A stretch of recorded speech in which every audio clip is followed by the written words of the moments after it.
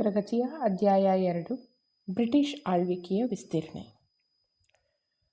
Anglo Maratha ಯುದ್ಧಗಳು, British ಅಧಿಕಾರಿಗಳ ಕ್ರೋಢೀಕರಣ, ಸಹಾಯಕ ಸೈನ್ಯ ಪದ್ಧತಿ, ಆಂಗ್ಲೋ ಸಿಖ್ ಯುದ್ಧ, ದತ್ತು ಮಕ್ಕಳಿಗೆ ಹಕ್ಕಿಲ್ಲ ನೀತಿ ಎಂಬುದರ ಬಗ್ಗೆ ಈ ಅಧ್ಯಾಯದಲ್ಲಿ ಡಿಟೇಲ್ ಆಗಿ ತಿಳ್ಕೊಳ್ಳೋಣ ಬನ್ನಿ.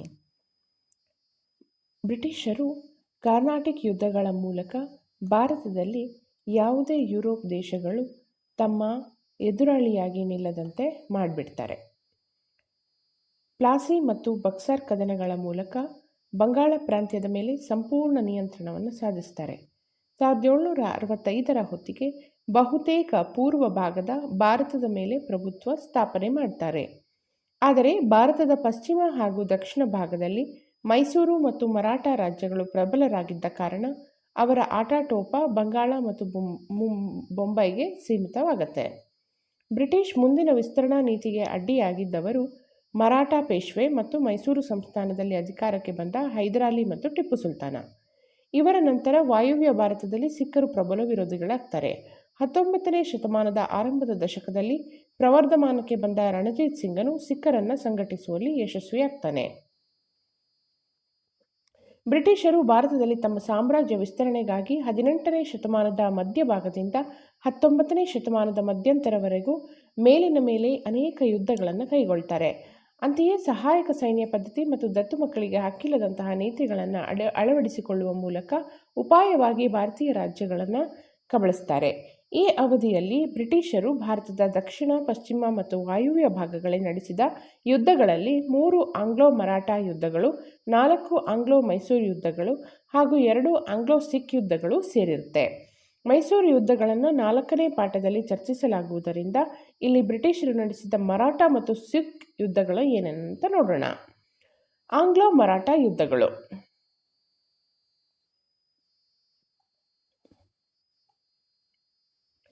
ಮೊದಲ ಆಂಗ್ಲೋ ಮರಾಠಾ ಯುದ್ಧ 1775ರಿಂದ 1782, ಸತತ 7 ವರ್ಷ ನಡೆಯುತ್ತೆ. ಬಕ್ಸಾರ್ ಕದನದಲ್ಲಿ ಸೋತು ಬ್ರಿಟಿಷರ ಆಶ್ರಯದಲ್ಲಿದ್ದ ಮೊಘಲ್ ಚಕ್ರವರ್ತಿ 2ನೇ ಶಾ ಆಲಂನನ್ನು ಮರಾಠರು ಕರೆತಂದು ಮತ್ತೆ ದೆಹಲಿಯ ಸಿಂಹಾಸನದಲ್ಲಿ ಕುಳ್ಳಿರಿಸ್ತಾರೆ. ಚಕ್ರವರ್ತಿಯು ಮೊದಲು ಬ್ರಿಟಿಷರಿಗೆ ನೀಡಿದ್ದ ಕೋರಾ ಮತ್ತು ಅಲಹಾಬಾದ್ಗಳನ್ನು ಮರಾಠರಿಗೆ ಕೊಡ್ತಾನೆ. ಇದರಿಂದ ಮರಾಠರು ಮತ್ತು ಬ್ರಿಟಿಷರ ನಡುವೆ ವೈರತ್ವ ಮನೆ ಮಾಡುತ್ತೆ. ಮರಾಠರ ಬಲಿಷ್ಠ ಪೇಶ್ವೆ ಮಾಧವ್ ರಾವ್ ಇದೇ ಸಮಯದಲ್ಲಿ ತೀರಿಕೊಂಡಿದ್ದು ಮರಾಠರಿಗೆ ತುಂಬಲಾಗದ ನಷ್ಟ ಆಗುತ್ತೆ. ಯಾರು ಸಾಯ್ತಾರೆ? ಮಾಧವ್ ರಾವ್ ಸಾಯ್ತಾರೆ. ಪೇಶ್ವೆಯ ಸ್ಥಾನಕ್ಕೆ ಅವರು ಅವನ ತಮ್ಮ ನಾರಾಯಣ ರಾಯನು ಬಂಧನಾದರೂ ಅವನನ್ನು ಅವನ ಚಿಕ್ಕಪ್ಪ ರಘೋಬಾ ಅಂದರೆ ರಘುನಾಥ್ ರಾವ್ ಕೊಲೆ ಮಾಡ್ತಾನೆ. ಇದರಿಂದ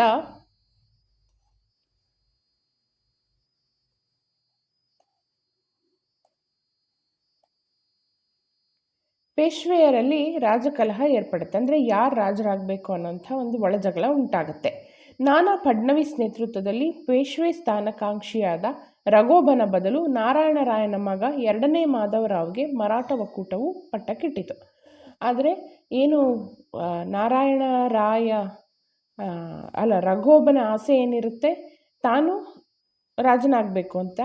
ಆದರೆ ಅದು ಪೂರ್ತಿ ಆಗೋದಿಲ್ಲ. ನಾರಾಯಣ ರಾಯನ ಮಗ 2ನೇ ಮಾಧವ್ ರಾವ್ಗೆ ಮರಾಠ ಒಕ್ಕೂಟ ಪಟ್ಟಕ್ಕೆ ಕಟ್ಟುತ್ತೆ. ಮರಾಠ ಮನೆತನಗಳಿಂದ ನಿರೀಕ್ಷಿತ ಬೆಂಬಲ ಸಿಗದ ರಘೋಬನು ಬ್ರಿಟಿಷರ ಬೆಂಬಲವನ್ನು ಕೋರ್ತಾನೆ. ಕೊನೆಗೆ ಯಾರು ಹೆಲ್ಪಿಗೆ ಬರಬಹುದು ಅಂತ ಅಂದ್ಕೊಳ್ತಾನೆ ರಘೋಬ? ಬ್ರಿಟಿಷರು ಹೆಲ್ಪಿಗೆ ಬರ್ಬೋದು ಅಂತ ಅವ್ರ ಹೆಲ್ಪನ್ನು ಕೇಳ್ತಾನೆ. ಬ್ರಿಟಿಷರು ಈ ಸಂದರ್ಭವನ್ನು ತಮ್ಮ ಲಾಭಕ್ಕೆ ಬಳಸಿಕೊಳ್ಳಲು ಯೋಚನೆ ಮಾಡ್ತಾರೆ. ಬ್ರಿಟಿಷರು ಮತ್ತು ಮರಾಠರ ಒಕ್ಕೂಟರ ನಡುವೆ 1775ರಿಂದ 82ರವರೆಗೆ ಸುದೀರ್ಘ ಯುದ್ಧದಲ್ಲಿ ಮರಾಠರು ಪ್ರಾರಂಭಿಕ ಯಶಸ್ಸನ್ನು ಸಾಧಿಸಿದರೂ ಕೂಡ ಅಂತಿಮವಾಗಿ ಅಹಮದಾಬಾದನ್ನು ಕಳೆದುಕೊಂಡ್ಬಿಡ್ತಾರೆ. ಮರಾಠ ಒಕ್ಕೂಟವು ಯುದ್ಧ ಮುಂದುವರಿಸಲಾಗದೆ ಬ್ರಿಟಿಷರೊಂದಿಗೆ ಸಾಲ್ಬಾಯ್ ಒಪ್ಪಂದ ಇದನ್ನು ಕೇಳ್ತಾರೆ. ಮೊದಲನೇ ಮರಾಠ ಯುದ್ಧದಲ್ಲಿ ನಡೆದಂತಹ ಇದರಲ್ಲಿ ಒಪ್ಪಂದ ಯಾವುದೇ ಒಪ್ಪಂದ ಆಯಿತು ಅಂತ ಸಾಲ್ಬಾಯ್ ಒಪ್ಪಂದ ನೆನ್ಪಿಟ್ಕೊಳ್ಳಿ. 2ನೇ ಮಾಧವ್ ರಾವ್ರನ್ನು ಪೇಶ್ವೆಯಾಗಿ ನೇಮಕ ಮಾಡಲಾಗುತ್ತೆ. 2ನೇ ಮಾಧವ ಯಾರು? ನಾರಾಯಣ ರಾಯನ ಮಗ. ನೆಕ್ಸ್ಟ್, ಲಾರ್ಡ್ ವೆಲ್ಲೆಸ್ಲಿ ಹಾಗೂ ಸಹಾಯಕ ಸೈನ್ಯ ಪದ್ಧತಿ. ಇವನು ಗವರ್ನರ್ ಜನರಲ್ ಆಗಿ ಭಾರತಕ್ಕೆ ಬಂದ ನಂತರ ಒಂದು ಬ್ರಿಟಿಷ್ ಸಾಮ್ರಾಜ್ಯ ವಿಸ್ತರಣೆ ತುಂಬ ದೊಡ್ಡ ಪ್ರಮಾಣದಲ್ಲೇ ಆಯಿತು. ಇವನ ಆಗಮನದ ಹೊತ್ತಿಗೆ ಬಲಿಷ್ಠ ಮರಾಠ ಮತ್ತು ಮೈಸೂರು ರಾಜ್ಯ ದುರ್ಬಲಗೊಂಡಿತ್ತು. ಹಾಗಾಗಿ ವಿಸ್ತರಣೆ ಅನುಕೂಲ ಆಯಿತು. ಈ ಗುರಿಯನ್ನು ಸಾಧಿಸಲು ಅವನು 3 ವಿಧಾನಗಳನ್ನು ಅನುಸರಿಸ್ತಾನೆ. ಅವುಗಳೆಂದರೆ, ಒಂದು ಸಹಾಯಕ ಸೈನ್ಯ ಪದ್ಧತಿ, ಹೊಸ ರಾಜ್ಯಗಳ ಮೇಲೆ ಯುದ್ಧ ಸಾರುವಂಥದ್ದು, ಈಗಾಗಲೇ ಕಂಪನಿಯ ಅಧೀನಕ್ಕೆ ಒಳಪಟ್ಟಿರುವ ರಾಜ್ಯಗಳ ನೇರ ನಿಯಂತ್ರಣಕ್ಕೆ ಒಳಪಡಿಸಿಕೊಳ್ಳುವುದು. ಆಯಿತಾ? ಇನ್ನು ಇವರು ತಂದಂತಹ ಸಹಾಯಕ ಸೈನ್ಯ ಪದ್ಧತಿಯ ಬಗ್ಗೆ ನೋಡೋಣ. ಭಾರತೀಯ ರಾಜ್ಯಗಳನ್ನು ನಿಯಂತ್ರಣಕ್ಕೆ ಒಳಪಡಿಸಿಕೊಳ್ಳುವ ಸಲುವಾಗಿ ಸಹಾಯಕ ಸೈನ್ಯ ಪದ್ಧತಿ ಎಂಬ ನೀತಿಯನ್ನು ವೆಲ್ಲೆಸ್ಲಿಯು 1798ರಲ್ಲಿ ಜಾರಿಗೆ ತರ್ತಾರೆ. ಸಹಾಯಕ ಸೈನ್ಯ ಪದ್ಧತಿಯು ಬ್ರಿಟಿಷ್ ಈಸ್ಟ್ ಇಂಡಿಯಾ ಕಂಪನಿ ಮತ್ತು ಭಾರತೀಯ ರಾಜ್ಯಗಳ ನಡುವಿನ ಒಂದು ಸೈನಿಕ ಒಪ್ಪಂದವಾಗಿರುತ್ತೆ. ಏನು ಅದರ ನಿಬಂಧನೆಗಳು ಅಂದರೆ, ರೂಲ್ಸ್ಗಳೇನಾಗಿತ್ತು ಅಂತಂದರೆ, ಭಾರತೀಯ ರಾಜ ಬ್ರಿಟಿಷ್ ಸೈನ್ಯವನ್ನು ತನ್ನ ರಾಜ್ಯದಲ್ಲಿ ಇರಿಸ್ಕೊಳ್ಬೇಕು ಅಂತ, ಸೇನೆ ವೇತನ ಮತ್ತು ನಿರ್ವಹಣಾ ವೆಚ್ಚವನ್ನು ರಾಜ್ಯನೇ ಭರಿಸಬೇಕು ಅಂತ, ಆಮೇಲೆ ನಿರ್ದಿಷ್ಟ ಕಂದಾಯ ಪ್ರದೇಶವನ್ನು ಅವರಿಗೆ ಬಿಟ್ಟುಕೊಡ್ಬೇಕು ಅಂತ ಹೇಳಿ, ರಾಜನ ಆಸ್ಥಾನದಲ್ಲಿ ಬ್ರಿಟಿಷ್ ರೆಸಿಡೆಂಟನ್ನು ನೇಮಿಸಿಕೊಳ್ಬೇಕು ಅಂತ ಹೇಳಿ, ಬ್ರಿಟಿಷರ ಅನುಮತಿ ಇಲ್ಲದೆ ಆಸ್ಥಾನದಲ್ಲಿ ಯಾವುದೇ ಯುರೋಪಿಯನ್ನರನ್ನು ನೇಮಿಸಿಕೊಳ್ಳುವಂತಿರಲಿಲ್ಲ. ಭಾರತದ ಯಾವುದೇ ರಾಜ್ಯಗಳೊಂದಿಗೆ ಯುದ್ಧ ಅಥವಾ ಸಂಧಾನ ಮಾಡಿಕೊಳ್ಳಬೇಕಾದರೆ ಗವರ್ನರ್ ಜನರಲ್ ಒಪ್ಪಿಗೆ ಕೊಡಬೇಕಾಗಿತ್ತು. ಇದಕ್ಕೆ ಪ್ರತಿಯಾಗಿ ಕಂಪನಿ ಆ ರಾಜ್ಯಕ್ಕೆ ಆಂತರಿಕ ಮತ್ತು ಬಾಹ್ಯ ರಕ್ಷಣೆಯನ್ನು ಒದಗಿಸ್ತಾ ಇತ್ತು. ಈ ನೀತಿಯಿಂದ ಬ್ರಿಟಿಷರ ಸೈನಿಕ ನಿರ್ವಹಣೆ ಅವರಿಗೆ ಸುಲಭ ಆಗಿತ್ತು, ಆದರೆ ಭಾರತೀಯ ರಾಜ್ಯಗಳಿಗೆ ಅದು ತುಂಬ ಕಷ್ಟ ಆಗಿತ್ತು. ಇದರಿಂದ ಆರ್ಥಿಕವಾಗಿ ತೀವ್ರ ಶೋಷಣೆಗೆ ಒಳಪಡುತ್ತೆ. ಈ ಒಪ್ಪಂದಕ್ಕೆ ಸಹಿ ಮಾಡಿದ ಮೊದಲ ರಾಜ್ಯ ಯಾವುದು ಅಂತ ಕೇಳ್ತಾರೆ. ವೆರಿ ಇಂಪಾರ್ಟೆಂಟ್, ನೆನ್ಪಿಟ್ಕೊಳ್ಳಿ, ಹೈದರಾಬಾದ್ ಸಂಸ್ಥಾನ. ಈ ಒಪ್ಪಂದಕ್ಕೆ ಸಹಿ ಹಾಕಿದ ಮೊದಲ ರಾಜ್ಯ ಯಾವುದು ಅಂತ ಕೇಳ್ತಾರೆ, ಹೈದರಾಬಾದ್ ಸಂಸ್ಥಾನ. ಅನಂತರ ಮೈಸೂರು, ಔಧ್, ತಾಂಜಾವೂರು, ಮರಾಠ, ಅರ್ಕಾಟ್, ಪೂನಾ, ಬೀರಾರ್, ಗ್ವಾಲಿಯರ್ ಮೊದಲಾದ ರಾಜ್ಯಗಳು ಈ ಒಪ್ಪಂದಕ್ಕೆ ಸಹಿಯನ್ನು ಹಾಕ್ತಾರೆ.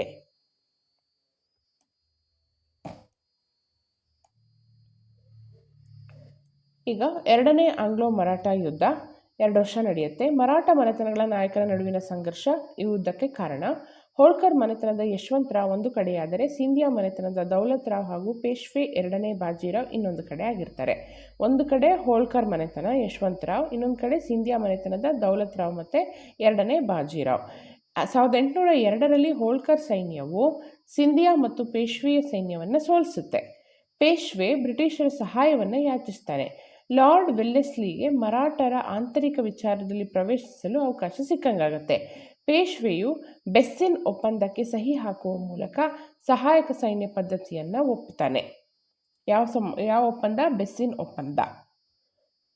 ಪೇಶ್ವೆಯು ಸಹಾಯಕ ಸೈನ್ಯ ಪದ್ಧತಿಯನ್ನು ಒಪ್ಪಿದ್ದನ್ನು ವಿರೋಧಿಸಿ ಹೋಳ್ಕರ್, ಭೋನ್ಸ್ಲೆ, ಸಿಂಧಿಯಾ ಮೊದಲಾದ ಮರಾಠ ಮನೆತನಗಳು ಒಗ್ಗೂಡ್ತವೆ.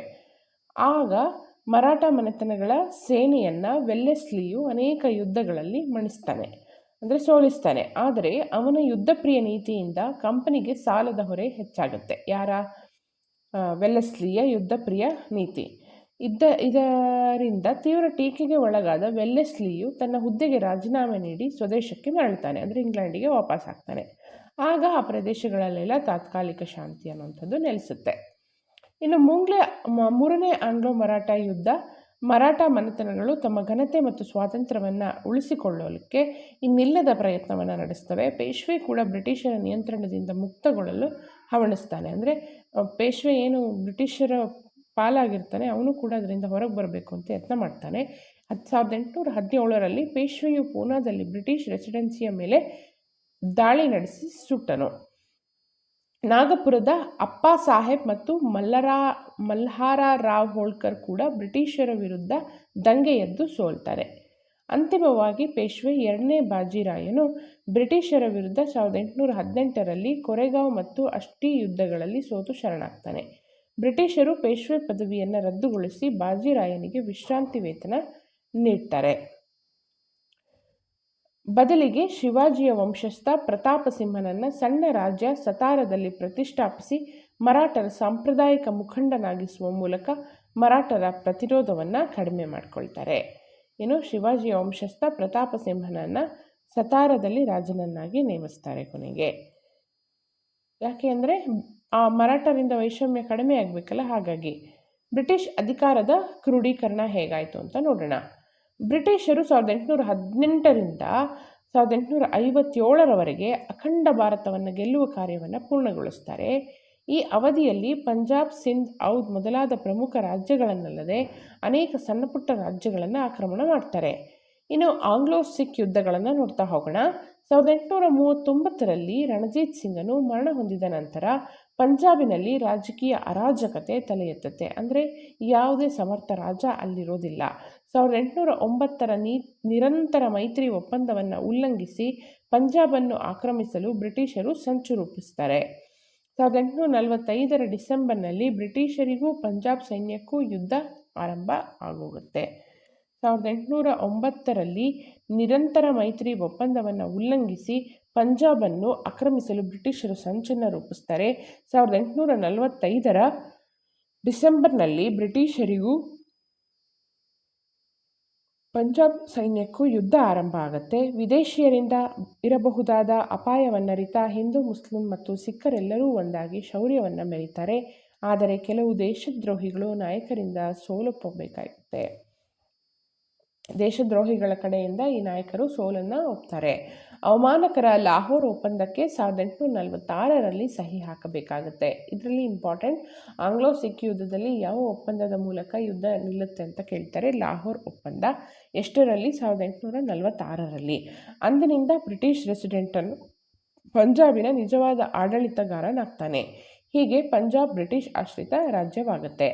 1848ರಲ್ಲಿ ಪಂಜಾಬಿನ ಮೇಲೆ ನೇರ ಬ್ರಿಟಿಷ್ ಆಳ್ವಿಕೆಯನ್ನು ಹೇರಲು ಹೊರಟಾಗ ಪಂಜಾಬಿಗಳು ಪ್ರತಿಭಟಿಸ್ತಾರೆ.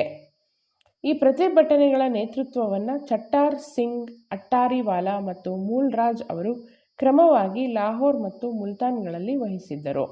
1848ರಲ್ಲಿ ಪಂಜಾಬಿನ ಮೇಲೆ ನೇರ ಬ್ರಿಟಿಷ್ ಆಳ್ವಿಕೆಯನ್ನು ಹೇರಲು ಹೊರಟಾಗ ಪಂಜಾಬಿಗಳು ಪ್ರತಿಭಟಿಸ್ತಾರೆ. ಚಟ್ಟಾರ್ ಸಿಂಗ್, ಅಟ್ಟಾರಿವಾಲಾ ಮತ್ತು ಮೂಲ್ ರಾಜ್ ಪ್ರತಿಭಟನೆಯ ನೇತೃತ್ವವನ್ನು ವಹಿಸ್ತಾರೆ. ಆದರೆ ಮತ್ತೆ ಪಂಜಾಬ್ಗಳಿಗೆ ಸೋಲಾಗುತ್ತೆ. ಅಂತಿಮವಾಗಿ ಲಾರ್ಡ್ ಡಾಲ್ಹೌಸಿಯು ಪಂಜಾಬನ್ನು ಬ್ರಿಟಿಷ್ ಸಾಮ್ರಾಜ್ಯದಲ್ಲಿ ವಿಲೀನಗೊಳಿಸ್ಕೊಳ್ತಾರೆ.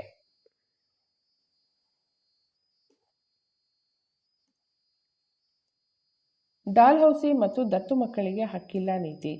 1848ರಲ್ಲಿ ಭಾರತಕ್ಕೆ ಗವರ್ನರ್ ಜನರಲ್ ಆಗಿ ಬಂದ ಡಾಲ್ಹೌಸಿ ಭಾರತದ ಎಲ್ಲ ದೇಶೀಯ ಸಂಸ್ಥಾನಗಳನ್ನು ಬ್ರಿಟಿಷ್ ಸಾಮ್ರಾಜ್ಯದಲ್ಲಿ ವಿಲೀನಗೊಳಿಸುವ ಅಂತಿಮ ಪ್ರಯತ್ನವನ್ನು ನಡೆಸ್ತಾನೆ. ಡಾಲ್ಹೌಸಿ ತನ್ನ ವಿಸ್ತರಣಾ ನೀತಿಯನ್ನು ದತ್ತು ಮಕ್ಕಳಿಗೆ ಹಕ್ಕಿಲ್ಲ ಎಂಬ ನೀತಿಯ ಮೂಲಕ ಸಾಧಿಸ್ತಾನೆ. ಅಂದರೆ ಯಾವುದೇ ಒಬ್ಬ ಭಾರತೀಯ ರಾಜನು ಮಕ್ಕಳಿಲ್ಲದೆ ಮೃತ ಆದ ಅಂದ್ಕೊಳ್ಳಿ, ಅವನು ದತ್ತು ತೆಗೆದುಕೊಂಡಿದ್ದ ಪುತ್ರನಿಗೆ ಅವಕಾಶ ಇಲ್ಲ, ಉತ್ತರಾಧಿಕಾರ ಕೊಡುವುದಿಲ್ಲ. ಅಂತಹ ರಾಜ್ಯಗಳನ್ನು ಬ್ರಿಟಿಷ್ ಸಾಮ್ರಾಜ್ಯದಲ್ಲಿ ವಿಲೀನಗೊಳಿಸಲಾಗುತ್ತೆ.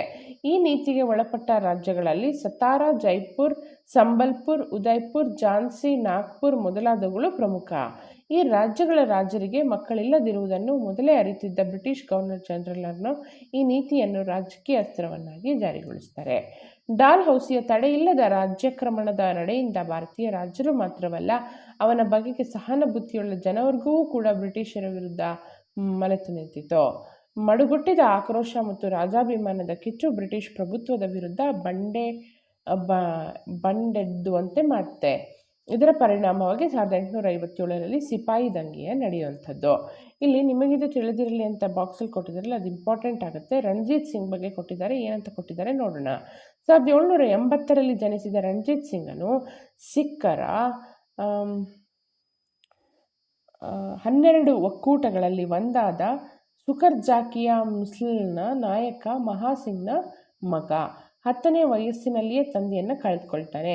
ಸಣ್ಣ ಪ್ರದೇಶದ ಒಕ್ಕೂಟ ನಾಯಕನಾಗಿರ್ತಾನೆ. ಕಾಬೂಲಿನ ಜಮಾನ್ ಶಾ ಭಾರತದ ಮೇಲೆ ದಂಡಯಾತ್ರೆ ಕೈಗೊಂಡಾಗ ರಣಜಿತನು ಅವನಿಗೆ ಸಲ್ಲಿಸಿದ ಸೇವೆಗೆ ಮೆಚ್ಚಿ ರಾಜ ಎಂಬ ಪದವಿಯೊಂದಿಗೆ ಲಾಹೋರಿನ ರಾಜ್ಯಪಾಲನಾಗಿ ನೇಮಕಗೊಳ್ತಾನೆ. ಆಗ ಅವನಿಗೆ 19 ವರ್ಷ ಆಗಿರುತ್ತೆ. ನಂತರ ವಿಸ್ಮಯಕಾರಿ ರೀತಿಯಲ್ಲಿ ಪ್ರಬಲನಾಗಿ ಬೆಳೆಯುತ್ತಾನೆ. ಸಿಖ್ ಸಮುದಾಯದ ಮೇಲೆ ಸಂಪೂರ್ಣ ಪರಮಾಧಿಕಾರ ಪಡೆಯುವುದೇ ಅವನ ಪರಮಧೇಯ ಆಗಿರುತ್ತೆ. ಸಟ್ಲೆಜ್ ನದಿಯ ಪಶ್ಚಿಮ ಭಾಗಗಳ ಎಲ್ಲ ಸಿಖ್ ಪ್ರಮುಖರನ್ನು ತನ್ನ ನಿಯಂತ್ರಣಕ್ಕೆ ತೆಗೆದುಕೊಂಡು ಪಂಜಾಬ್ನಲ್ಲಿ ತನ್ನದೇ ಸ್ವಂತ ರಾಜ್ಯ ಸ್ಥಾಪನೆಯನ್ನು ಮಾಡ್ತಾನೆ. 1809ರಲ್ಲಿ ಅಮೃತ್ಸರದಲ್ಲಿ ಇಂಗ್ಲಿಷರೊಡನೆ ನಿರಂತರ ಮೈತ್ರಿ ಒಪ್ಪಂದಕ್ಕೆ ಸಹಿ ಹಾಕ್ತಾನೆ. ಯುರೋಪಿಯನ್ ಮಾದರಿಯಲ್ಲಿ ಸೈನ್ಯವನ್ನು ಸಂಘಟಿಸಿ ತರಬೇತಿಗೊಳಿಸ್ತಾನೆ. ಇವನ ಸೈನ್ಯ ಕೇವಲ ಸಿಖ್ರಿಗೆ ಸೀಮಿತಗೊಂಡಿರದೆ ಗೂರ್ಖಾ, ಬಿಹಾರಿ, ಪಠಾಣರು, ಮುಸಲ್ಮಾನರಿಂದ ಕೂಡಿರುತ್ತೆ. ಲಾಹೋರಿನಲ್ಲಿ ಪಿರಂಗಿಗಳನ್ನು ತಯಾರಿಸಲು ಎರಕ ಹೊಯ್ಯುವ ಕಾರ್ಖಾನೆಯನ್ನು ತೆರೀತಾನೆ. ಅಂದಿನ ಕಾಲದಲ್ಲಿದ್ದ ಭಾರತೀಯ ರಾಜರ ಸೈನ್ಯಗಳಲ್ಲಿಯೇ ರಣಜಿತ್ ಸಿಂಗನ ಸೈನ್ಯ ಅತ್ಯುತ್ತಮವಾಗಿರುತ್ತೆ. ಜಾತ್ಯತೀತ ಮನೋಭಾವ ಉದರ ಹೃದಯಿಯಾಗಿದ್ದ ರಣಜಿತ್ ಸಿಂಗ ಸಿಖ್ ಗುರುಗಳನ್ನಲ್ಲದೆ ಹಿಂದೂ ಮತ್ತು ಮುಸಲ್ಮಾನ್ ಗುರುಗಳನ್ನು ಪೋಷಿಸ್ತಾನೆ. ಎಲ್ಲ ಧರ್ಮೀಯರು ಅವನ ಆಡಳಿತದ ಉನ್ನತ ಸ್ಥಾನದಲ್ಲಿ ಇರ್ತಾರೆ. ಬ್ರಿಟಿಷರನ್ನು ಎದುರು ಹಾಕಿಕೊಳ್ಳದೆ ಸಿಖ್ ರಾಜ್ಯವನ್ನು ರಕ್ಷಿಸುವಲ್ಲಿ ಯಶಸ್ವಿಯಾಗ್ತಾನೆ.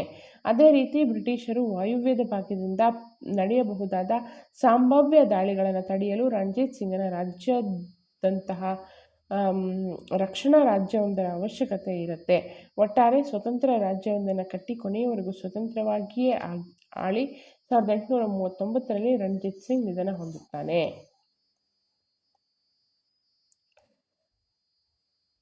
ಮೊದಲನೇ ಆಂಗ್ಲೋ ಮರಾಠ ಯುದ್ಧದ ಅಂತ್ಯದಲ್ಲಿ ಯಾವ ಒಪ್ಪಂದದ ಮೂಲಕ ಮರಾಠರು ಮತ್ತು ಬ್ರಿಟಿಷರ ಯುದ್ಧ ಅಂತ್ಯ ಆಗುತ್ತೆ ಅಂತ ಹೇಳ್ತಿದ್ದಾರೆ? ಅದೇ ಸಾಲ್ಬಾಯ್ ಒಪ್ಪಂದ. ಸಹಾಯಕ ಸೈನ್ಯ ಪದ್ಧತಿಯನ್ನು ಜಾರಿಗೆ ತಂದವರು ಲಾರ್ಡ್ ವೆಲ್ಲೆಸ್ಲಿ. ದತ್ತು ಮಕ್ಕಳಿಗೆ ಹಕ್ಕಿಲ್ಲ ಎಂಬ ನೀತಿಯನ್ನು ಡಾಲ್ಹೌಸಿ ಜಾರಿಗೆ ತರ್ತಾರೆ. ಡಾಲ್ಹೌಸಿ ಡಿನ ನೆನ್ಪಿಟ್ಕೊಳ್ಬೋದಾ? ದತ್ತು ಮಕ್ಕಳಿಗೆ ಹಕ್ಕಿಲ್ಲವೆಂಬ ನೀತಿಯನ್ನು ಯಾರು ಜಾರಿಗೆ ತರ್ತಾರೆ ಅಂದರೆ ಡಾಲ್ಹೌಸಿ. ದತ್ತು ಮಕ್ಕಳಿಗೆ ಹಕ್ಕಿಲ್ಲ ಎಂಬ ನೀತಿಯನ್ನು ಎಷ್ಟನೇ ಇಸವಿಯಲ್ಲಿ ಜಾರಿಗೆ ತರ್ತಾರೆ ಅಂತ ಕೇಳ್ತಾ ಇದ್ದಾರೆ.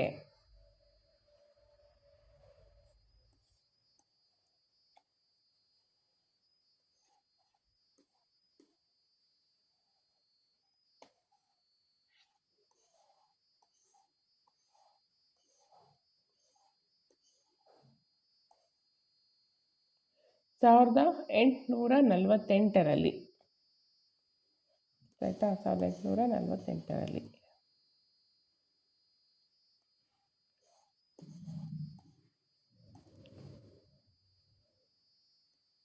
ಬ್ರಿಟಿಷರ ಆಳ್ವಿಕೆಯ ಪರಿಣಾಮ ಏನೇನಾಯಿತು ನೋಡೋಣ.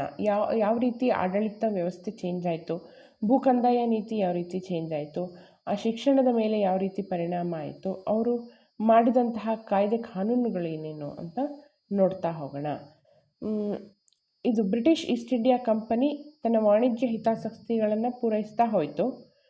ನೂರಾರು ರಾಜಮನೆತನಗಳಲ್ಲಿ ಹಂಚಿ ಹೋಗಿದ್ದ ಭಾರತದ ಪರಿಸ್ಥಿತಿಯನ್ನು ಅವಲೋಕನ ಮಾಡಿದಂತಹ ಬ್ರಿಟಿಷ್ ಈ ಪರಿಸ್ಥಿತಿಯನ್ನು ಯುಟಿಲೈಸ್ ಮಾಡಿಕೊಂಡು ನಾವು ಮುಂದುವರಿಬೇಕು ಅಂತ ನಿರ್ಧಾರ ಮಾಡುತ್ತೆ. ಪರಸ್ಪರ ಕಚ್ಚಾಡುತ್ತಿದ್ದ ರಾಜರ ನಡುವೆ ಒಡೆದು ಆಳುವ ನೀತಿಯನ್ನು ತರುತ್ತೆ. ಮತ್ತು ವಿವಿಧ ಉಪಾಯಗಳನ್ನು ಬಳಸಿ ಭಾರತವನ್ನು ರಾಜಕೀಯವಾಗಿ ದುರ್ಬಲಗೊಳಿಸಬೇಕು ಅಂತ ನಿರ್ಧಾರ ಮಾಡುತ್ತೆ. ಈ ಬಗ್ಗೆ ಏನೇನಾಯಿತು ಅಂತ ಒಂದೊಂದಾಗಿ ತಿಳ್ಕೊಳ್ತಾ ಹೋಗೋಣ. ಆಡಳಿತ ಮತ್ತು ನ್ಯಾಯಾಂಗ ವ್ಯವಸ್ಥೆ. ನಾಗರಿಕ ಸೇವೆಗಳು. ಲಾರ್ಡ್ ಕಾರ್ನ್ವಾಲಿಸನು ನಾಗರಿಕ ಸೇವಾ ವ್ಯವಸ್ಥೆಯನ್ನು ಜಾರಿಗೆ ತರ್ತಾನೆ. ಇದು ಇಂಪಾರ್ಟೆಂಟ್, 1 ಮಾರ್ಕ್ ಕ್ವಶನ್. ಇಂಪಾರ್ಟೆಂಟ್ ಏನು? ಯಾರು ನಾಗರಿಕ ಸೇವಾ ವ್ಯವಸ್ಥೆಯನ್ನು ಭಾರತದಲ್ಲಿ ಜಾರಿಗೊಳಿಸ್ತಾರೆ ಅಂತಂದರೆ ಲಾರ್ಡ್ ಕಾರ್ನ್ವಾಲಿಸ್. ಈಸ್ಟ್ ಇಂಡಿಯಾ ಕಂಪನಿಯು ವ್ಯಾಪಾರ ನಡೆಸುವ ಸಲುವಾಗಿ ನೌಕರರನ್ನು ನೇಮಕ ಮಾಡಿಕೊಳ್ಳುವ ಪದ್ಧತಿಯನ್ನು ಮೊದಲಿನಿಂದಲೂ ಪಾಲಿಸಿಕೊಂಡು ಬಂದಿರುತ್ತೆ. ಕಂಪನಿಯು ಈ ನೌಕರರಿಗೆ ಖಾಸಗಿಯಾಗಿ ವ್ಯಾಪಾರ ಮಾಡಿಕೊಳ್ಳಲು ಅನುಮತಿಯನ್ನು ನೀಡುತ್ತೋ.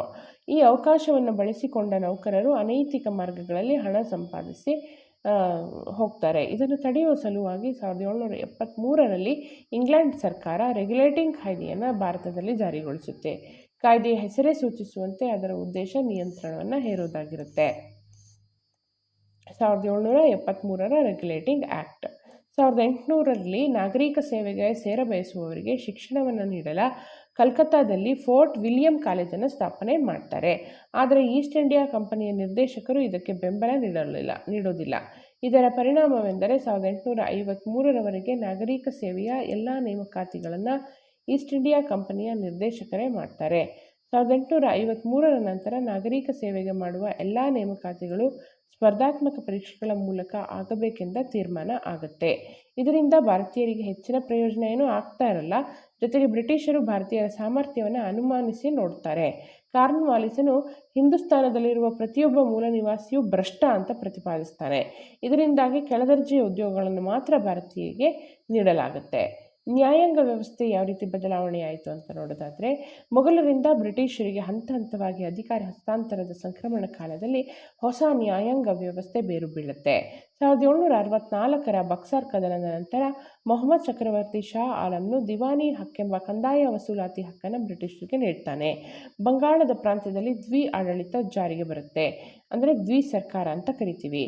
ಅಂದರೆ ಕಂದಾಯ ವಸೂಲಾತಿ, ನಾಗರಿಕ ಮತ್ತು ಅಪರಾಧ ನ್ಯಾಯ ನಿರ್ವಹಣಾ ವ್ಯವಸ್ಥೆಯನ್ನು ಭಾರತೀಯ ಅಧಿಕಾರಿಗಳಿಗೆ ನೀಡಲಾಗಿರುತ್ತೆ. ವಸೂಲಾದ ಕಂದಾಯದ ನಿರ್ವಹಣಾ ಆಡಳಿತವನ್ನು ಬ್ರಿಟಿಷರು ತಮ್ಮ ಬಳಿಯೇ ಇಟ್ಟುಕೊಳ್ಳುತ್ತಾರೆ. ಕ್ರಮೇಣ ಬ್ರಿಟಿಷರು ಹೆಚ್ಚು ಕೇಂದ್ರೀಕೃತ ನ್ಯಾಯಾಂಗ ಪದ್ಧತಿಯನ್ನು ಜಾರಿಗೆ ತರಬೇಕೆಂದು ನಿರ್ಧಾರ ಮಾಡ್ತಾರೆ. ಈ ಹೆಜ್ಜೆಯಿಂದ ಬ್ರಿಟಿಷರು ಮೊಘಲರ ಅಧಿಕಾರವನ್ನು ಹಿಂದಕ್ಕೆ ಸರಿಸಿ ತಾವೇ ಸಾರ್ವಭೌಮರಾಗತೊಡಗ್ತಾರೆ. ಇದನ್ನು ಹೊಸ ನ್ಯಾಯಾಂಗ ವ್ಯವಸ್ಥೆಯನ್ನು ಜಾರಿಗೆ ತರುವುದರ ಮೂಲಕ ಸಾಧನೆಯನ್ನು ಮಾಡ್ತಾರೆ.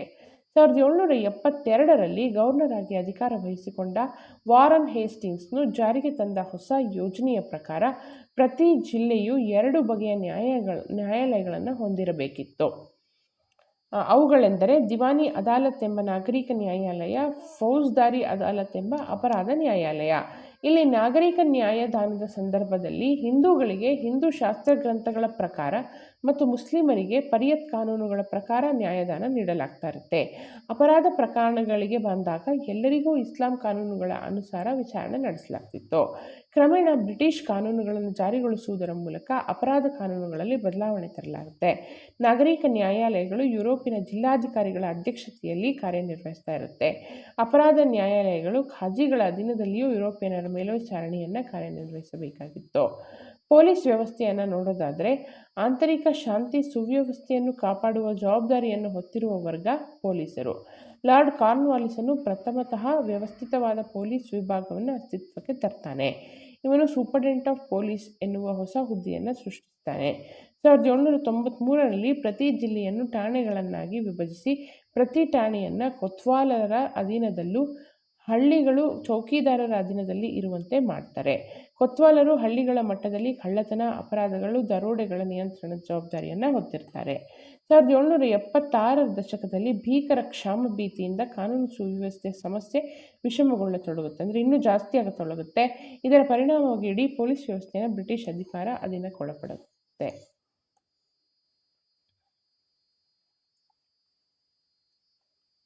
1781ರಲ್ಲಿ ಬ್ರಿಟಿಷ್ ಮ್ಯಾಜಿಸ್ಟ್ರೇಟ್ಗಳನ್ನು ನೇಮಕ ಮಾಡುವ ಪದ್ಧತಿ ಜಾರಿಯಾಗುತ್ತೆ. ಪೊಲೀಸ್ ಅಧಿಕಾರಿಗಳು ಮ್ಯಾಜಿಸ್ಟ್ರೇಟ್ಗಳ ಅಧೀನಕ್ಕೊಳಪಡ್ತಾರೆ. ಪೊಲೀಸ್ ವ್ಯವಸ್ಥೆಯು ನಿರಂತರ ಬದಲಾವಣೆಗೊಳಗಾಗುತ್ತೆ. 1861ರಲ್ಲಿ ಪೊಲೀಸ್ ಕಾಯ್ದೆಯನ್ನು ಜಾರಿಗೊಳಿಸಲಾಗುತ್ತೆ.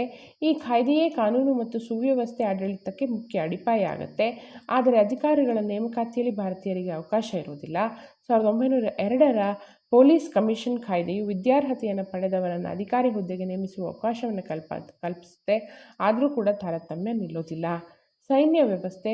ಬ್ರಿಟಿಷರ ಕಾಲದ ಆಡಳಿತ ವ್ಯವಸ್ಥೆಯಲ್ಲಿ ಸೈನ್ಯ ಆಧಾರ ಸ್ತಂಭವಾಗಿರುತ್ತೆ. ಭಾರತೀಯರನ್ನೇ ಸೈನ್ಯದಲ್ಲಿ ಸೇರಿಸಿಕೊಂಡು ಅವರ ನೆರವಿನಿಂದಲೇ ಬ್ರಿಟಿಷರು ಭಾರತವನ್ನು ತಮ್ಮ ಅಧೀನಕ್ಕೆ ತೆಗೆದುಕೊಳ್ತಾರೆ. ಸೈನ್ಯದ ಶಕ್ತಿಯನ್ನು ಬಳಸಿಕೊಂಡು ಭಾರತದ ಒಳಗಡೆಯ ತಮ್ಮ ವಿರೋಧ ಶಕ್ತಿಗಳಿಂದ ಮತ್ತು ವಿದೇಶಿ ಶಕ್ತಿಗಳಿಂದ ಸಾಮ್ರಾಜ್ಯವನ್ನು ರಕ್ಷಿಸಿಕೊಳ್ತಾರೆ. ಅಧಿಕಾರಿಗಳು ಬ್ರಿಟಿಷರೇ ಆಗಿರ್ತಾರೆ. ಭಾರತೀಯರಿಗೆ ಲಭಿಸುತ್ತಿದ್ದ ಅತ್ಯುನ್ನತ ಹುದ್ದೆ ಎಂದರೆ ಸುಬೇದಾರ್ ಹುದ್ದೆ. ಬಹುತೇಕ ಭಾರತೀಯ ಸೈನಿಕರು ಕೂಲಿ ಸೈನಿಕರಾಗಿರ್ತಾರೆ. 1857ರ ಘಟನೆಯ ನಂತರ ಪೀಲ್ ಎಂಬುವರ ನೇತೃತ್ವದಲ್ಲಿ ಸಮಿತಿಯೊಂದನ್ನು ರಚಿಸಿ ಶಿಫಾರಸುಗಳನ್ನು ಬ್ರಿಟಿಷ್ ಸರ್ಕಾರ ಪಡೆಯುತ್ತೆ.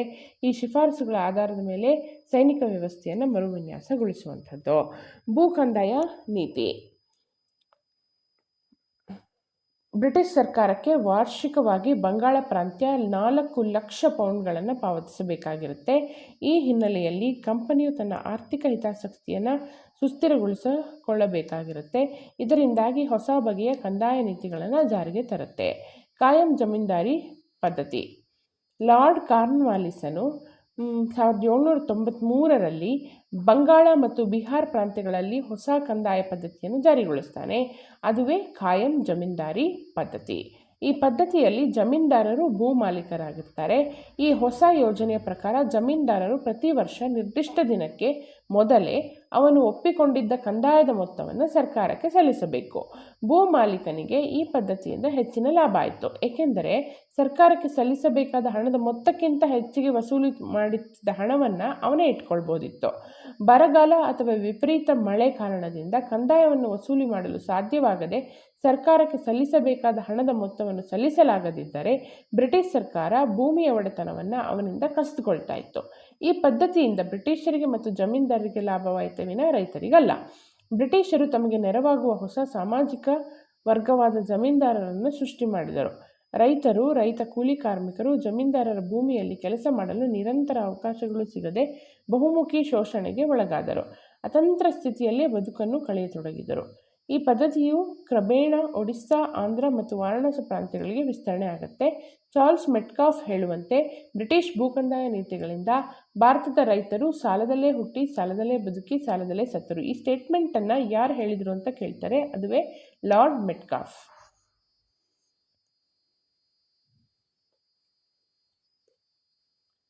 ಮಹಲ್ವಾರಿ ಪದ್ಧತಿ.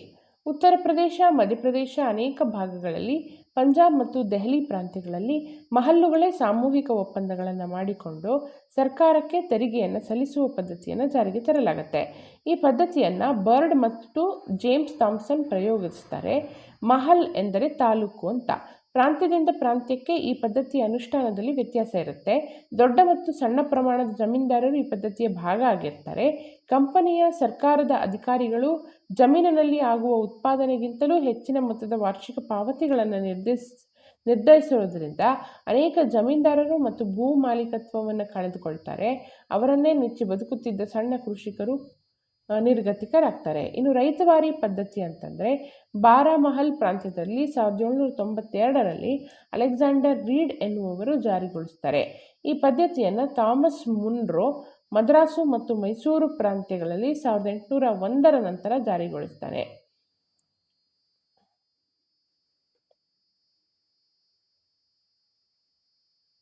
ಈ ಕಾಲಘಟ್ಟದಲ್ಲಿಯೇ ಈ ಪ್ರಾಂತ್ಯಗಳ ಬಹುತೇಕ ಭಾಗಗಳು ಕಂಪನಿಯ ಆಡಳಿತಕ್ಕೆ ಒಳಪಟ್ಟಿದ್ದು ಮುಖ್ಯ ಕಾರಣವಾಗಿರುತ್ತೆ. ಈ ಪದ್ಧತಿಯ ಪ್ರಕಾರ ಸರ್ಕಾರ ಮತ್ತು ರೈತನ ನಡುವೆ ನೇರ ಸಂಪರ್ಕವನ್ನು ಕಲ್ಪಿಸಲಾಗುತ್ತೆ. ಭೂಮಿ ಉಳುಮೆ ಮಾಡುತ್ತಿದ್ದವನು ಅವರ ಮಾಲೀಕನೆಂದು ಸರ್ಕಾರ ಮಾನ್ಯ ಮಾಡುತ್ತೆ. ಅವನೇ ನೇರವಾಗಿ ತಾನು ಕೃಷಿ ಭೂಮಿಯಲ್ಲಿ ಪಡೆದ ಉತ್ಪನ್ನದ 50% ಭಾಗವನ್ನು ಕಂದಾಯ ರೂಪದಲ್ಲಿ ಸರ್ಕಾರಕ್ಕೆ ಸಲ್ಲಿಸಬೇಕಾಗಿರುತ್ತೆ. ಕಂದಾಯವನ್ನು 30 ವರ್ಷಗಳ ಅವಧಿಗೆ ನಿರ್ಧರಿಸಲಾಗುತ್ತೆ. ಸಣ್ಣ ರೈತರಿಗೆ ತಮ್ಮ ಅಧೀನದಲ್ಲಿದ್ದ ಭೂಮಿ ಮೇಲಿನ ಹಕ್ಕನ್ನು ನೀಡುತ್ತೆ. ಆದರೂ ಭೂ ಕಂದಾಯವನ್ನು ಹೆಚ್ಚಿನ ವಾರ್ಷಿಕ ಮೊತ್ತಕ್ಕೆ ನಿಗದಿಪಡಿಸುವುದರಿಂದ ರೈತರು ಸಂಕಷ್ಟಕ್ಕೆ ಒಳಗಾಗ್ತಾರೆ.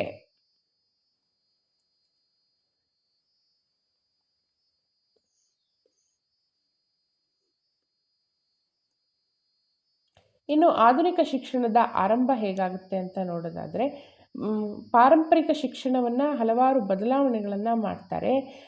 ಐರೋಪ್ಯ ಮತ್ತು ಆಂಗ್ಲೋ ಇಂಡಿಯನ್ ಸಮುದಾಯಗಳ ಮಕ್ಕಳಿಗೆ ಹೊಸ ಶಾಲೆಗಳು ಪ್ರಾರಂಭ ಆಗ್ತವೆ. ಆದರೆ ಈ ಶಿಕ್ಷಣ ಕ್ರಮ ವಿಸ್ತರಣೆ ಆಗದಿದ್ದುದರಿಂದ ಸ್ಥಳೀಯ ಮಕ್ಕಳಿಗೆ ಪ್ರಯೋಜನ ಆಗೋದಿಲ್ಲ. ಆಧುನಿಕ ಶಿಕ್ಷಣದ ಪ್ರಸಾರಕ್ಕೆ ಉತ್ತೇಜನ ಕೊಟ್ಟ ಮೊದಲ ಬ್ರಿಟಿಷ್ ಅಧಿಕಾರಿ ಯಾರಪ್ಪ ಅಂತಂದರೆ ವಾರನ್ ಹೇಸ್ಟಿಂಗ್ಸ್. 1781ರಲ್ಲಿ ಅವನು ಕಲ್ಕತ್ತಾ ಮದ್ರಸಾವನ್ನು ಪ್ರಾರಂಭಿಸ್ತಾನೆ. ಜೊನಾಥನ್ ಡಂಕನ್ ಎಂಬ ಮತ್ತೊಬ್ಬ ಬ್ರಿಟಿಷ್ ವ್ಯಕ್ತಿ 1792ರಲ್ಲಿ ಬನಾರಸ್ಸಿನಲ್ಲಿ ಸಂಸ್ಕೃತ ಕಾಲೇಜನ್ನು ಪ್ರಾರಂಭ ಮಾಡ್ತಾರೆ. ಆದರೆ ಬ್ರಿಟಿಷ್ ಶಿಕ್ಷಣದ ವ್ಯಾಪಕ ವಿಸ್ತರಣೆಗೆ ಮೊದಲು ಒತ್ತಾಯಿಸಿದವನು ಚಾರ್ಲ್ಸ್ ಗ್ರಾಂಟ್. 1828ರಲ್ಲಿ ವಿಲಿಯಂ ಬೆಂಟಿಕ್ನು ಗವರ್ನರ್ ಜನರಲ್ ಆಗಿ ನೇಮಕಗೊಂಡ ನಂತರ ಬ್ರಿಟಿಷ್ ಶಿಕ್ಷಣದ ವಿಸ್ತರಣೆಗೆ ಮತ್ತಷ್ಟು ಪ್ರೋತ್ಸಾಹ ನೀಡುತ್ತೆ. ಗವರ್ನರ್ ಜನರಲ್ನ ಕಾರ್ಯಾಂಗ ಸಭೆಗೆ ಮೆಕಾಲೆಯನ್ನು ಕಾನೂನು ಸದಸ್ಯನಾಗಿ ಬೆಂಟಿಕ್ನು ನೇಮಕ ಮಾಡ್ತಾನೆ. ಸಾರ್ವಜನಿಕ ಶಿಕ್ಷಣಕ್ಕೆ ಸಂಬಂಧಿಸಿದಂತೆ ನೇಮಕವಾದ ಸಮಿತಿಗೂ ಅಧ್ಯಕ್ಷನನ್ನಾಗಿ ನೇಮಕ ಮಾಡಲಾಗುತ್ತೆ. 1835ರಲ್ಲಿ ಇಂಗ್ಲಿಷ್ ಶಿಕ್ಷಣ ಸಂಬಂಧಿಸಿದಂತೆ ಮೆಕಾಲೆ ಕೊಟ್ಟ ವರದಿಯೇ ಆಧುನಿಕ ಭಾರತದ ಶಿಕ್ಷಣದ ವ್ಯವಸ್ಥೆಗೆ ತಳಹದಿಯಾಗುತ್ತೆ. ಅವನ ಯೋಜನೆಯ ಪ್ರಮುಖ ಅಂಶ ಎಂದರೆ ರಕ್ತ ಮಾಂಸದಲ್ಲಿ ಭಾರತೀಯರಾಗಿಯೂ ಅಭಿರುಚಿ, ಅಭಿಪ್ರಾಯ, ನೀತಿ ಮತ್ತು ಬುದ್ಧಿವಂತಿಕೆಯಲ್ಲಿ ಇಂಗ್ಲಿಷರಾಗುವ ಹೊಸ ಭಾರತೀಯ ವಿದ್ಯಾವಂತ ವರ್ಗವನ್ನು ಸೃಷ್ಟಿ ಮಾಡುವುದು ಅವನ ಉದ್ದೇಶ ಆಗಿರುತ್ತೆ. ಯಾರ ಉದ್ದೇಶ? ಮೆಕಾಲೆ. ಭಾರತದ ವಿದ್ಯಾಭ್ಯಾಸದ ಕ್ರಮದಲ್ಲಿ ಇಂಗ್ಲಿಷ್ ಭಾಷೆಯು ಮಾಧ್ಯಮವಾಗಿ ಬಳಕೆಯಾಗಲು ಪ್ರಾರಂಭವಾದದ್ದು 1830ರ ನಂತರ. ಸರ್ ಚಾರ್ಲ್ಸ್ ವುಡ್ಸ್ ಆಯೋಗದ ಶಿಫಾರಸುಗಳ ಆಧಾರದ ಮೇಲೆ ಅಂದಿನ ಗವರ್ನರ್ ಜನರಲ್ ಆದ ಲಾರ್ಡ್ ಡಾಲ್ಹೌಸಿಯು ಕಲ್ಕತ್ತಾ, ಬಾಂಬೆ ಮತ್ತು ಮದ್ರಾಸುಗಳಲ್ಲಿ ನೂತನ ವಿಶ್ವವಿದ್ಯಾನಿಲಯಗಳನ್ನು 1857ರಲ್ಲಿ ಸ್ಥಾಪಿಸ್ತಾನೆ. ಇಲ್ಲಿಂದ ನಂತರ ಶಿಕ್ಷಣವು ಸಾರ್ವತ್ರಿಕಕರಣಗೊಳ್ಳುತ್ತೆ.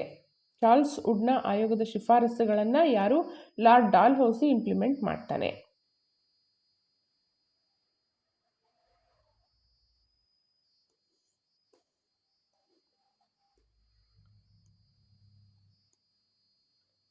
ಇನ್ನು ಸಂವಿಧಾನಿಕ ಬೆಳವಣಿಗೆಯನ್ನು ನೋಡ್ತಾ ಹೋಗೋದಾದರೆ, ಈಸ್ಟ್ ಇಂಡಿಯಾ ಕಂಪನಿ ಆಳ್ವಿಕೆಯ ಅವಧಿಯಲ್ಲಿ ಜಾರಿಗೊಂಡಂತಹ ಕಾಯ್ದೆಗಳು ಯಾವೆಲ್ಲ?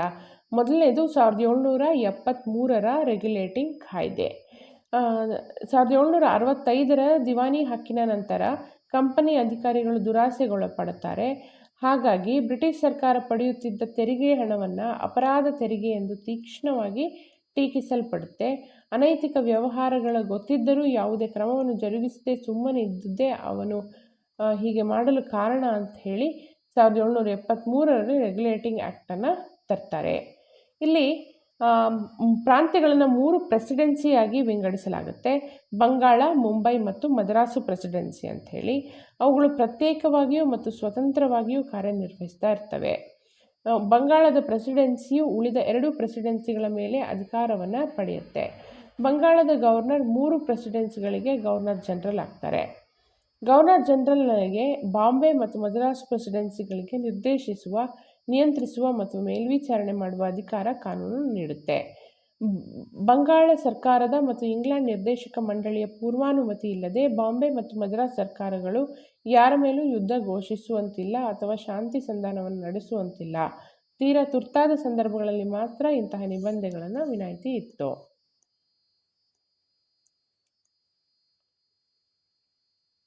ಕಲ್ಕತ್ತಾದಲ್ಲಿ ಈ ಕಾಯ್ದೆಯ ಮೇರೆಗೆ ಸುಪ್ರೀಂ ಕೋರ್ಟನ್ನು ಸ್ಥಾಪನೆ ಮಾಡ್ತಾರೆ. ಒಬ್ಬರು ಮುಖ್ಯ ನ್ಯಾಯಾಧೀಶರು, 3 ಜನ ಸಾಮಾನ್ಯ ನ್ಯಾಯಾಧೀಶರು ನಿರ್ವಹಿಸ್ತಾರೆ. 1784ರ ಪಿಟ್ಸ್ ಇಂಡಿಯಾ ಕಾಯ್ದೆ. ಪಿಟ್ಸ್ ಇಂಡಿಯಾ ಕಾಯ್ದೆ ಏನಕ್ಕೆ ಬರುತ್ತೆ ಅಂತಂದರೆ 1773ರ ಕಾಯ್ದೆ ಅಷ್ಟು ನಿರ್ದಿಷ್ಟವಾಗಿರೋದಿಲ್ಲ. ಹಾಗಾಗಿ ಬೋರ್ಡ್ ಆಫ್ ಕಂಟ್ರೋಲ್ ಎನ್ನುವ 6 ಜನ ಕಮಿಷನರ್ನೊಳಗೊಂಡ ಹೊಸ ಸಂಸ್ಥೆಯನ್ನು ಹುಟ್ಟುಹಾಕಲಾಗುತ್ತೆ. ಈ ಹಿಂದೆ ಇದ್ದ ಕೋರ್ಟ್ ಆಫ್ ಡೈರೆಕ್ಟರ್ಸ್ ಜಾಗದಲ್ಲಿ ಬೋರ್ಡ್ ಆಫ್ ಕಂಟ್ರೋಲ್ಸ್ ಹುಟ್ಟುಕೊಳ್ಳುತ್ತೆ. ಈ ಮಂಡಳಿ ನಾಗರಿಕ, ಮಿಲಿಟರಿ, ಕಂದಾಯದ ವಿಷಯಗಳಲ್ಲಿ ನಿರ್ದೇಶಿಸುವ, ನಿಯಂತ್ರಿಸುವ ಮತ್ತು ಮೇಲ್ವಿಚಾರಣೆ ನಡೆಸುವ ಅಧಿಕಾರವನ್ನು ಹೊಂದುತ್ತೆ.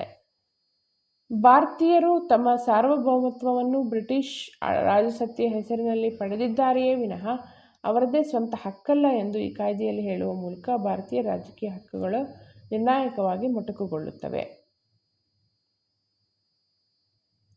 ಇನ್ನು ಚಾರ್ಟರ್ ಕಾಯ್ದೆಗಳು ಬರ್ತಾ ಹೋಗ್ತವೆ. 1793, 1813, 33, 53ರಲ್ಲಿ. ಈಗ 1813ರ ಚಾರ್ಟರ್ ಕಾಯ್ದೆಯನ್ನು ನೋಡೋದಾದರೆ, ಈ ಕಾಯ್ದೆ ಈಸ್ಟ್ ಇಂಡಿಯಾ ಕಂಪನಿಗೆ ಮುಂದಿನ 20 ವರ್ಷಗಳು ಭಾರತದಲ್ಲಿರುವ ಅಧಿಕಾರವನ್ನು ನೀಡುತ್ತೆ. ಈ ಕಾಯ್ದೆಯು ಜಾರಿಗೊಳ್ಳುವ ಪೂರ್ವದಲ್ಲಿ ಭಾರತದಲ್ಲಿ ವ್ಯಾಪಾರ ಮಾಡುವ ಅಧಿಕಾರವನ್ನು ಕಂಪನಿಗೆ ಮಾತ್ರವಲ್ಲದೆ ಇಚ್ಛೆಯುಳ್ಳವರಿಗೂ ನೀಡಬೇಕೆಂದು ದೊಡ್ಡ ಹೋರಾಟ ನಡೆಯುತ್ತೆ. ಅನುಮತಿ ಮತ್ತು ಪರವಾನಗಿ ಹೊಸ ಕಾಲ ಆರಂಭವಾಗುತ್ತೆ. ಗವರ್ನರ್ ಜನರಲ್ ಮತ್ತು ಸೇನೆಯ ಮುಖ್ಯಸ್ಥರನ್ನು ನಿರ್ದೇಶಕ ಮಂಡಳಿಯು ನೇಮಿಸುವ ಅಧಿಕಾರವನ್ನು ಹೊಂದಿರುತ್ತೆ. ಚರ್ಚ್ಗಳಿಗೆ ಭಾರತಕ್ಕೆ ಪ್ರವೇಶಿಸುವ ಅಧಿಕೃತ ಅವಕಾಶವನ್ನು ನೀಡಲಾಗುತ್ತೆ. ಭಾರತೀಯರಲ್ಲಿ ಹೊಸ ಜ್ಞಾನವನ್ನು ಪಸರಿಸುವ, ಅವರ ನೈತಿಕ ಮತ್ತು ಧಾರ್ಮಿಕ ಬದುಕನ್ನು ಎತ್ತರಿಸುವ ಜವಾಬ್ದಾರಿಯನ್ನು ಮಿಷನರಿ ಸಂಸ್ಥೆಗಳು ವಹಿಸಿಕೊಳ್ಳಬೇಕು ಎಂಬ ನಿರ್ದೇಶನವನ್ನು ನೀಡಲಾಗುತ್ತೆ. ಇದರಿಂದ ಹೆಚ್ಚಿನ ಪ್ರಮಾಣದಲ್ಲಿ ಕ್ರೈಸ್ತ ಮಿಷನರಿಗಳು ಭಾರತಕ್ಕೆ ಬರತೊಡಗುತ್ತೆ. ಕ್ರೈಸ್ತ ಧರ್ಮದ ಪ್ರಚಾರ ಮತ್ತು ಇಂಗ್ಲಿಷ್ ವಿದ್ಯಾಭ್ಯಾಸದ ವಿಸ್ತರಣೆ ಹೆಚ್ಚಾಗುತ್ತೆ. ಯಾವಾಗ? 1813ರ ಚಾರ್ಟರ್ ಕಾಯ್ದೆ ಅನ್ವಯ. ಇನ್ನು 1833ರ ಚಾರ್ಟರ್ ಕಾಯ್ದೆ ಅನ್ವಯ ಏನೇನಾಗುತ್ತೆ ಅಂತ ನೋಡೋಣ. ಬಂಗಾಳದ ಗವರ್ನರ್ ಜನರಲ್ರನ್ನು ಭಾರತದ ಗವರ್ನರ್ ಜನರಲ್ ಆಗಿ ನಾಮಕರಣ ಮಾಡಲಾಗುತ್ತೆ. ಭಾರತದ ಎಲ್ಲ ವ್ಯಾಪಾರಿ ಸರಕುಗಳನ್ನು ನಿರ್ದೇಶಿಸುವ, ನಿಯಂತ್ರಿಸುವ ಮತ್ತು ಮೇಲ್ವಿಚಾರಣೆ ನಡೆಸುವ ಅಧಿಕಾರವನ್ನು ಗವರ್ನರ್ ಜನರಲ್ ಪಡೀತಾರೆ. ದೇಶೀಯ ಸಂಸ್ಥಾನಗಳ ಜೊತೆಗೆ ಯುದ್ಧ, ಶಾಂತಿ ಮತ್ತು ರಾಜತಾಂತ್ರಿಕ ಸಂಬಂಧದ ಎಲ್ಲ ವಿಷಯಗಳನ್ನು ಬಂಗಾಳದ ಕೇಂದ್ರ ಸರ್ಕಾರವೇ ತೀರ್ಮಾನಿಸುವ ಹಕ್ಕನ್ನು ಹೊಂದಿರುತ್ತೆ. ಗವರ್ನರ್ ಜನರಲ್ನ ಕಾರ್ಯಾಂಗ ಸಭೆಯಲ್ಲಿ ಉಳಿದ ಸದಸ್ಯರ ಜೊತೆ ಗವರ್ನರ್ ಜನರಲ್ನಿಗೆ ಯಾವುದಾದರೂ ವಿಷಯದ ಮೇಲೆ ಒಮ್ಮತ ಮೂಡದಿದ್ದಾಗ ಅವನು ಬಹುಮತದ ನಿರ್ಣಯವನ್ನು ತಿರಸ್ಕರಿಸಲು ಇದ್ದ ಕಾರಣ ಲಿಖಿತ ರೂಪದಲ್ಲಿ ಸಲ್ಲಿಸಬೇಕಾಗಿರುತ್ತೆ. ಧರ್ಮ, ಬಣ್ಣ ಮತ್ತು ಹುಟ್ಟಿನ ಆಧಾರದ ಮೇಲೆ ಯಾವುದೇ ತಾರತಮ್ಯ ಮಾಡುವಂತಿಲ್ಲ. ಗವರ್ನರ್ ಜನರಲ್ನ ಕಾರ್ಯಾಂಗ ಸಭೆಗೆ ನ್ಯಾಯಾಂಗ ಪರಿಣಿತರನ್ನು ಸದಸ್ಯನಾಗಿ ನೇಮಕ ಮಾಡಿಕೊಳ್ಬೇಕಾಗಿರುತ್ತೆ. ಎಲ್ಲ ಬ್ರಿಟಿಷ್ ವ್ಯಾಪಾರಿ ಕಂಪನಿಗಳಿಗೆ ಭಾರತಕ್ಕೆ ಮೊದಲು ಮುಕ್ತ ಪರವಾನಗಿಯನ್ನು ನೀಡಲಾಗುತ್ತೆ. ಬ್ರಿಟಿಷ್ ಸರ್ಕಾರದ ನೇರ ಆಳ್ವಿಕೆಯಲ್ಲಿ ಜಾರಿಗೊಂಡ ಕಾಯ್ದೆಗಳು. ಈಸ್ಟ್ ಇಂಡಿಯಾ ಕಂಪನಿಯ ದೃಢಾಡಳಿತ ಹಾಗೂ ಭಾರತ ವಿರೋಧಿ ಕಾಯ್ದೆಗಳಿಂದಾಗಿ 1857ರಲ್ಲಿ ಸಿಪಾಯಿ ದಂಗೆ ಉಂಟಾಗುತ್ತೆ. ಮತ್ತು ಈ ಅವಧಿಯಲ್ಲಿ 1858, 61, 92, 1909, 19, 35 ಕಾಯ್ದೆಗಳು ಬರ್ತವೆ.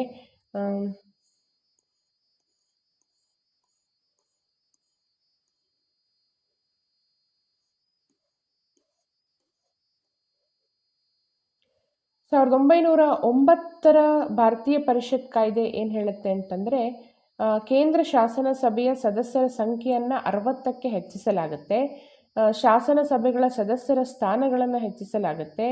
ಚುನಾವಣೆ ಮೂಲಕ ಶಾಸನ ಸಭೆಗೆ ಆಯ್ಕೆಯಾಗಲು ಅವಕಾಶ ನೀಡಲಾಗುತ್ತೆ.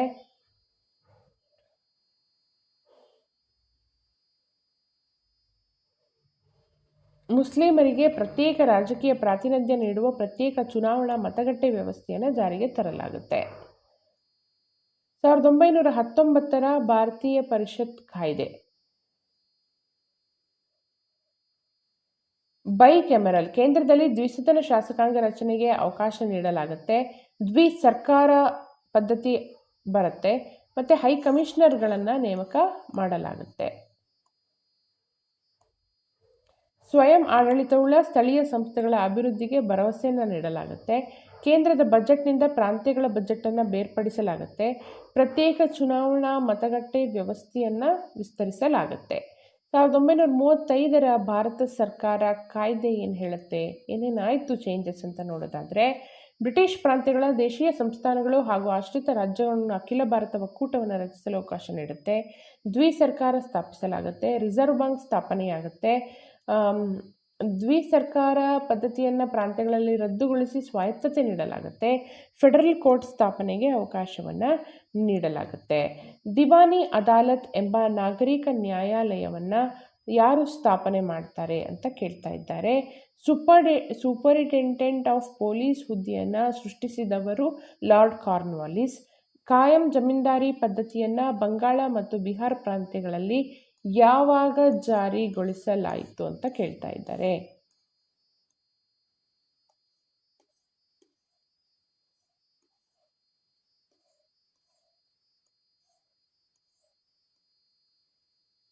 ಸಾವಿರದ 1793ರಲ್ಲಿ ನೆನ್ಪಿಟ್ಕೊಳ್ಳಿ, 1793ರಲ್ಲಿ.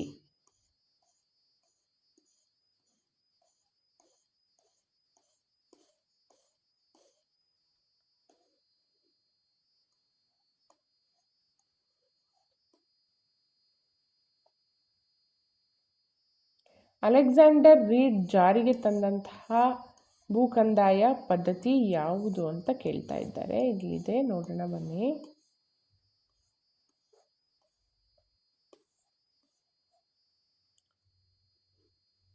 ರೈತವಾರಿ ಪದ್ಧತಿಯನ್ನು 1792ನೇ ಇಸ್ವಿಯಲ್ಲಿ ಅಲೆಕ್ಸಾಂಡರ್ ರೀಡ್ ರೈತವಾರಿ ಪದ್ಧತಿಯನ್ನು ಜಾರಿಗೊಳಿಸ್ತಾನೆ, ನೆನಪಿಟ್ಕೊಳ್ಳಿ. ಇನ್ನು ಆಧುನಿಕ ಶಿಕ್ಷಣದ ಪ್ರಸಾರಕ್ಕೆ ಉತ್ತೇಜನ ನೀಡುವ ಮೊದಲ ಬ್ರಿಟಿಷ್ ಅಧಿಕಾರಿ